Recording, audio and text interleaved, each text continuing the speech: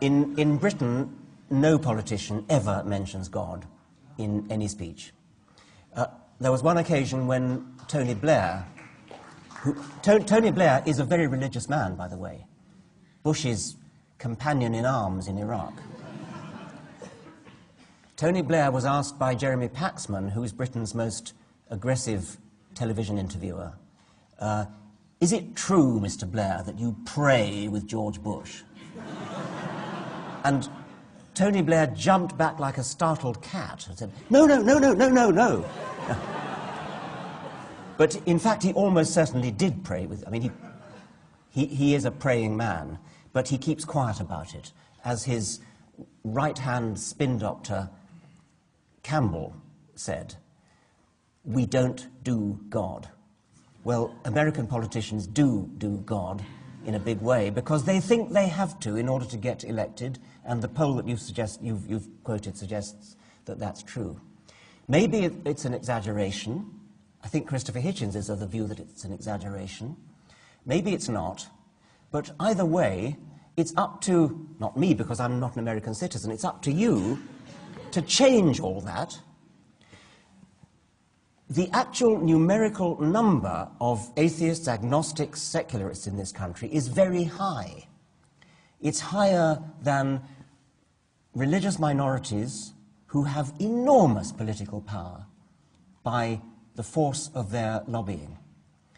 I think I'm right in saying that the atheist, secularist, agnostic group is larger than any other single religious group. I think there may be one exception. Yet they are totally without influence because they are almost completely not involved in lobbying as a group. In a way, that's a compliment. I mean, it's... organizing atheists has been compared, not by me, to herding cats. It is a kind of compliment, but it probably would be of political advantage if something equivalent to professional lobbyists got going. And I'm happy to say that that is now happening, and that a group in America has got together the money to pay a professional Washington lobbyist, and she's doing extremely well. And that sort of thing ought to increase. And let's hope that it does, and let's hope that everybody here will help to make that happen. Thank you. Hello, Professor Dawkins. I'm definitely a fan, but I'm having trouble reconciling one thing. You say that religious beliefs are basically preferences, like pizza or any kind of color or something. However, you yourself preach that the faith in non-belief is an objective truth. How can objective truths in general exist in the realm of subjective belief? Objective truth exists in the real world. What science is about is finding out what is true in the real world. For example, plate tectonics, the movement of continents, is true. It is supported by massive amounts of evidence. It doesn't mean that scientific beliefs are always true for all time, because sometimes new evidence comes in to change people's beliefs. But there always is a standard, which is evidence.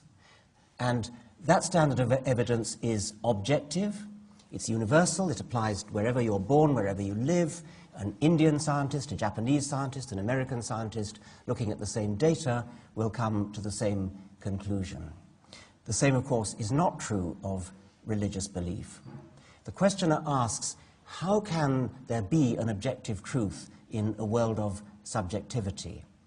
Well, genuinely subjective phenomena like love of certain kinds of music or love of another person, there are truths about that which are not amenable to immediate scientific investigation.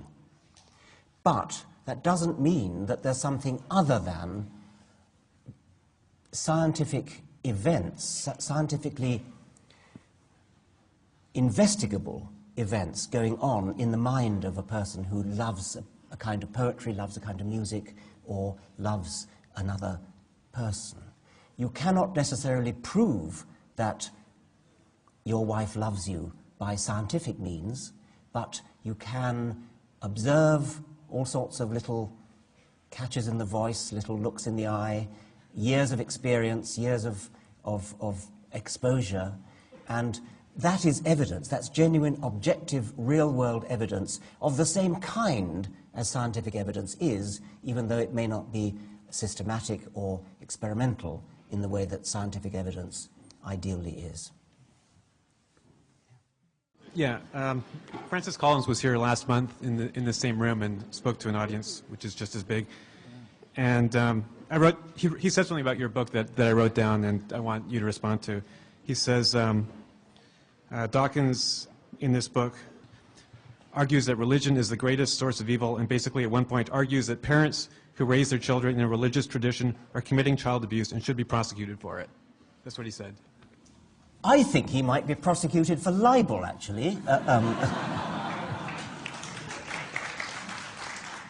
I have never said that parents who bring up their children religious should be prosecuted for child abuse. I'm trying to raise consciousness. I'm not trying to change the law. I'm trying to say, when you hear a child labeled as a Christian child, simply because its parents are Christian, then that is child abuse. But I'm not saying that, as I actually have frequently been accused of saying, that children should be seized by the state from religious homes and brought up in state-run communal child farms.